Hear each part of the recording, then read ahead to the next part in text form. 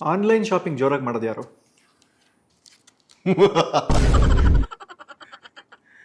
ನಾಲ್ಕು ದಿನ ಇದು ಇವನು ಅಮೆಝಾನ್ ಅವನು ಇನ್ನೊಂದು ಫ್ಲಿಪ್ಕಾರ್ಟ್ ಅವನು ಮೀಶೋ ಅವನು ನಮ್ಮ ಮನೆಗೆ ಬರಲಿಲ್ಲ ಅಂತಂದರೆ 5ನೇ ದಿನ ಬಂದಮೇಲೆ ಕೇಳ್ತೇನೆ ಮೇಡಮ್ ಆರಾಮಾಗಿದ್ದಾರ ಅಂತ. ಇದೆಷ್ಟು ಹಳೆ ಜೋಕ್ ಅಂದ್ರೆ ಹಳೆ ಜೋಕ ಸರಿ ಆಯ್ತು ಪ್ಲೀಸ್. ಮಾಡೋದಲ್ಲ ಹಳೆ ಜೋಕ್ ಬಿಡಿ.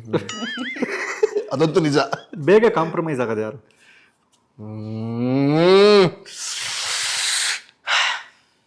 ಹೌದಾ? ಹಿಂಗೆ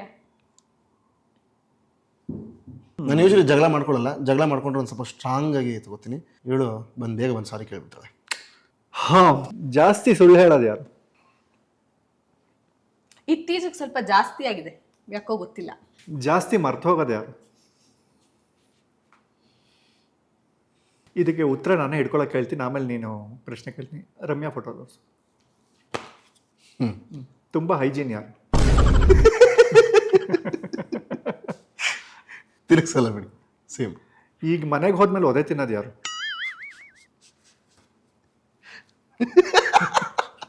ಯಾಕಂದ್ರೆ ನನಗೇನು ತೊಂದರೆ ಅಲ್ಲ, ನಾನು ಹೇಳೋದಿಲ್ಲೇ ಇವಳು ತೊಂದರೆ ಆಗುತ್ತೆ. ಆದ್ರೂ ಹಿಂಗೆ ಹೇಳ್ಬಾರ್ದಾಗಿತ್ತು, ನೀನು ಹಂಗೆ ಹೇಳ್ಬಾರ್ದಾಗಿತ್ತು ಅಂತ ಇದ್ದೇ ಇರುತ್ತೆ. ಹಾಂ, ಒದೆ ಅಂತ ಬೀಳುತ್ತೆ. ಇರುತ್ತೆ ಡೆಫಿನೆಟ್ಲಿ. Thank you. ಚೆನ್ನಾಗಿತ್ತು ಆಟ. ಬ್ಯೂಟಿಫುಲ್ ಆಗಿದೆ, ವೆರಿ ಫನ್.